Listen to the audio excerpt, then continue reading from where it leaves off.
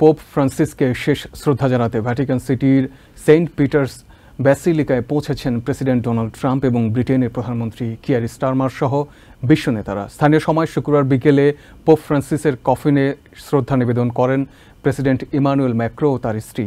Roman Catholic কার্ডিনালদের সিদ্ধান্ত অনুযায়ী শনিবার ভ্যাটিকানের সেন্ট পিটার্স স্কোয়ারে পোপ ফ্রান্সিসের শেষকৃত্য অনুষ্ঠিত হবে।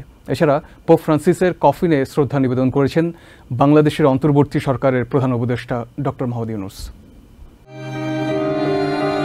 রোমান ক্যাথলিক কার্ডিনালদের সিদ্ধান্ত অনুযায়ী শনিবার ভ্যাটিকানের সেন্ট পিটার্স স্কোয়ারে পোপ ফ্রান্সিসের শেষকৃত্য অনুষ্ঠিত হবে। পোপের শেষকৃত্যের অনুষ্ঠানে যোগ দিতে এবং তাকে শেষ শ্রদ্ধা জানাতে সেন্ট ব্যাসিলিকায় পৌঁছেছেন বিশ্ব নেতারা।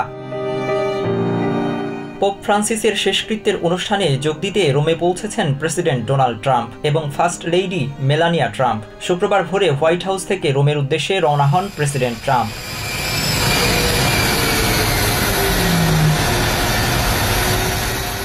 পোপ ফ্রান্সিসের কফিনে শ্রদ্ধা নিবেদন করেন ফ্রান্সের প্রেসিডেন্ট ইমানুয়েল ম্যাক্রো ও তার স্ত্রী।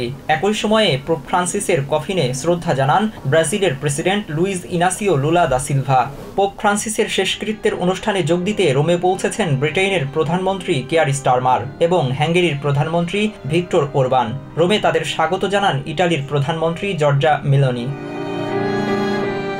এদিকে ভ্যাটিকানের সেন্ট পিটার্স স্কোয়ারে পোপ ফ্রান্সিসের কফিনে শ্রদ্ধা জানিয়েছেন বাংলাদেশের প্রধান উপদেষ্টা ডক্টর মোহাম্মদ ইউনূস। এর আগে স্থানীয় সময় দুপুরে রোমে পৌঁছালে তাকে স্বাগত জানান ইটালি ও ভ্যাটিকান সিটিতে নিযুক্ত বাংলাদেশের রাষ্ট্রদূত রকিবুল হক। শনিবার সেন্ট পিটার্স ব্যাসিলিকায় অন্ত্যেষ্টিক্রিয়া শেষে রোমেই পোপ ফ্রান্সিসকে সমাহিত করা হবে।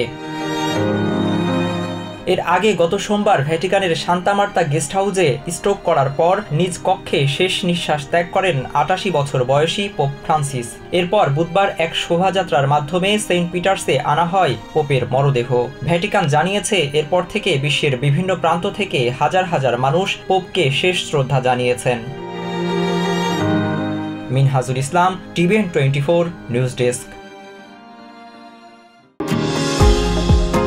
নিউ ইয়র্ক থেকে সম্প্রচারিত টিভিএন 24 টেলিভিশন বিশ্বজুড়ে বাঙালির কণ্ঠস্বর।